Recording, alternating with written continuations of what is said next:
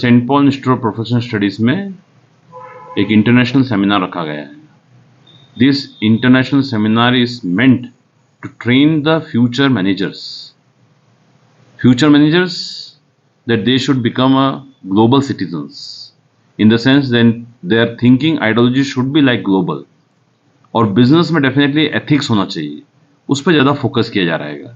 तो हमारे पास में जो एक्सपर्ट्स आए हैं आज हमारे पास में रशिया से हमने किन्हीं को बुलाया गया है, मैडम को.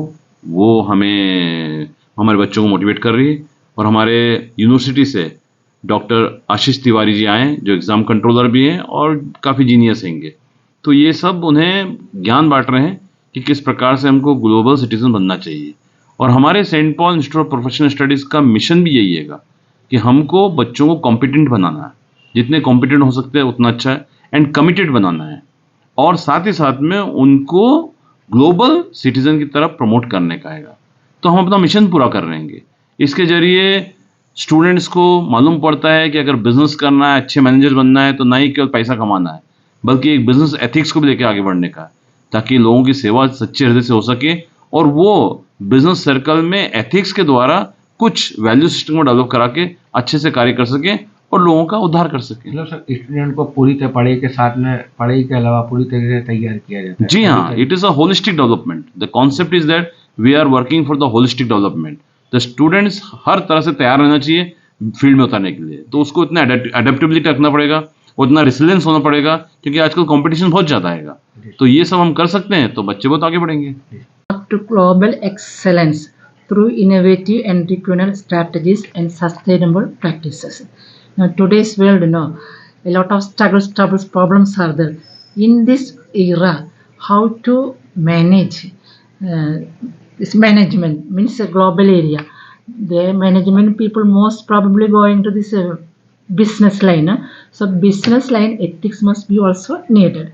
So when go for this business line, not only outward growing, inside growing. That means they must have values. So fulfilling our life also.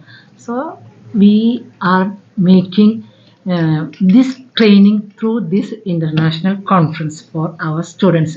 So global citizens of India acquiring values in their life. Then only the relationship, the love, family, all will be there, not happy. Otherwise it will be going, money will be there. That means if you earned everything in this world, but if your soul is lost, what is the use of this?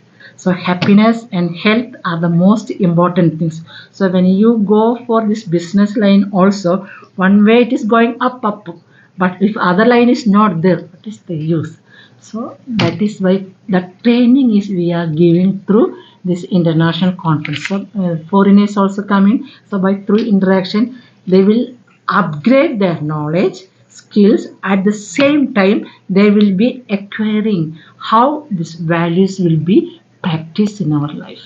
Saint Paul College में international conference organise करा था. ये हमारा इस session का पहला international conference है जो डिपार्टमेंट ऑफ मैनेजमेंट ने ऑर्गेनाइज करा था.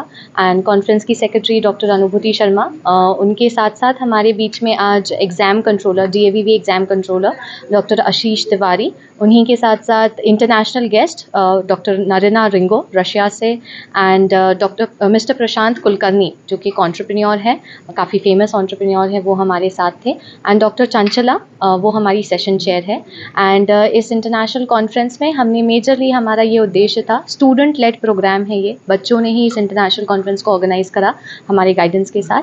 एंड हमारे director reverend father Simon Raj और principal doctor sister Alice Thomas के गाइडेंस के अंदर ऑब्जेक्टिव इस इंटरनेशनल कॉन्फ्रेंस का बच्चों को रिसर्च के बारे में और अवेयर कराना और सस्टेनेबल प्रैक्टिसेस, बिजनेस मैनेजमेंट की नई प्रैक्टिसेस के बारे में अवेयर कराने के लिए था. Professor Rachel Pawar. एंटरप्रेन्योरशिप के लेके एक बड़ा कॉन्फ्रेंस हुआ है जिसके अंदर एज अ वक्ता मुझे बुलाया गया था और मैंने वहाँ पे सभी को ये बताने की कोशिश करी कि बिज़नेस करना बहुत ही आसान है. हम लोग कई जार्गन्स को यूज़ करके अननेसेसरी बिज़नेस को कॉम्प्लिकेट करते जा रहे हैं. अगर बिज़नेस को सिंप्लिसिटी के साथ किया जाए तो हर स्टूडेंट भी अपने आप में एक बड़ा स्टार्टअप क्रिएट कर सकता है और बिज़नेस करना इज़ सुपर ईजी.